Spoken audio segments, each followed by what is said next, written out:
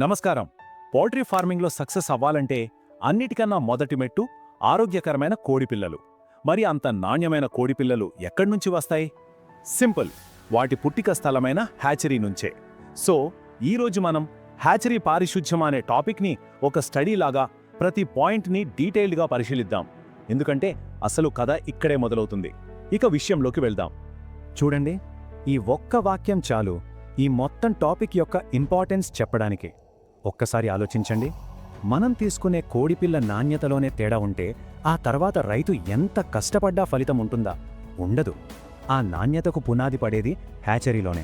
అందుకే ఇది ఇంత కీలకమైన అంశం. ఈ అంశాన్ని మనం స్టెప్ బై స్టెప్గా అర్థం చేసుకోవడానికి ఒక 4 భాగాలుగా విడగొట్టి చూద్దాం. మొదటిగా, అసలు ఈ శానిటేషన్ ఎందుకింత ఇంపార్టెంట్? రెండోది, వ్యాధులు ఎలా స్ప్రెడ్ అవుతాయి? మూడోది, మరి వీటిని ఆపడానికి మన దగ్గరున్న రక్షణ కవచం ఏంటి? ఇక చివరగా మనం తప్పక గుర్తుపెట్టుకోవాల్సిన ముఖ్యమైన పాయింట్స్ ఏంటో చూద్దాం. ఓకే, మొదటి భాగం, హ్యాచరీ పారిశుధ్యం.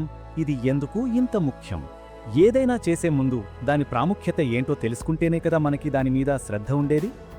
అసలు ఈ హ్యాచరీ పారిశుధ్యం అంటే ఏమిటి? చాలా సింపుల్గా చెప్పాలంటే ఇది ఒక ప్రివెంటివ్ మెజర్ అన్నమాట. అంటే వ్యాధులు కోడిపిల్లలకు సోకక ముందే వాటిని ఆపేసి ఆరోగ్యకరమైన క్వాలిటీ ఉన్న పిల్లలను రైతులకు చేరవేసే ఒక కీలకమైన ప్రాసెస్.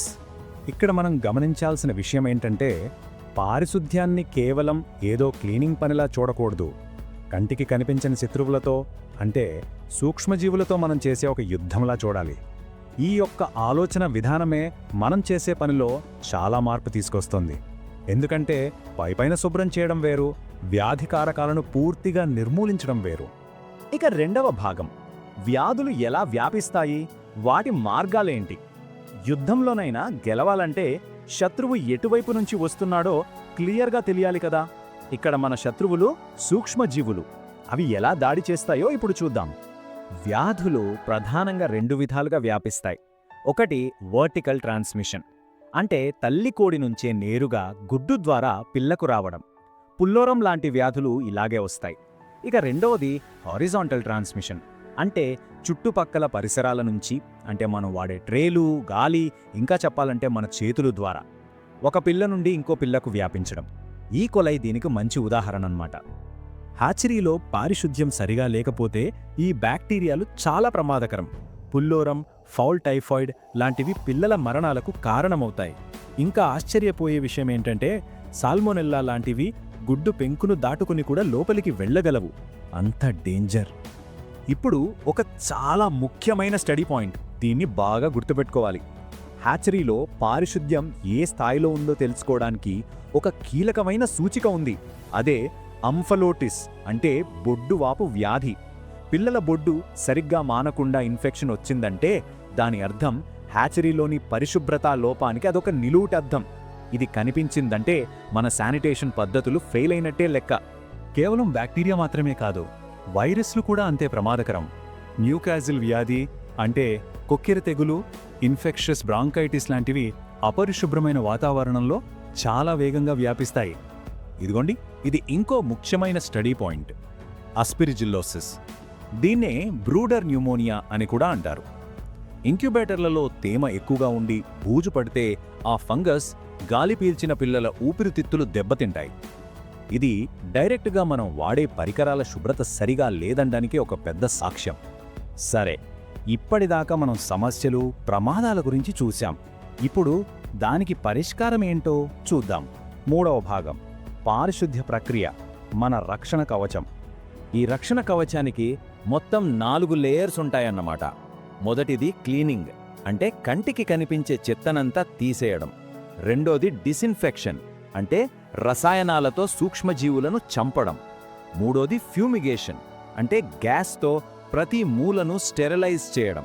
ఇక నాలుగోది అన్నిటికన్నా కీలకమైనది, పనివారి పరిశుభ్రత. ఈ 4 కలిస్తేనే మనకు సంపూర్ణ రక్షణ. ఈ 4 దశలలో ఫ్యూమిగేషన్ అనేది ఒక బ్రహ్మాస్త్రం లాంటిది. ఎందుకంటే ఫార్మాలిన్, పొటాషియం పరమాంగనేట్ కలిసినప్పుడు వచ్చే ఫార్మాల్డిహైడ్ గ్యాస్ గదిలో మనం చేరలేని ప్రతి మూలకు కూడా వెళ్ళి కంటికి కనిపించని శత్రువులను కూడా నాశనం చేస్తుంది. ఇది చాలా పవర్ఫుల్ స్టెప్. మనం ఎంత టెక్నాలజీ వాడినా, ఎంత ఖరీదైన మందులు వాడినా, మనిషి చేసే చిన్న పొరపాటు మొత్తం సిస్టమ్ని పాడు చేస్తుంది. అందుకే పనివారి పరిశుభ్రత చాలా చాలా ముఖ్యం.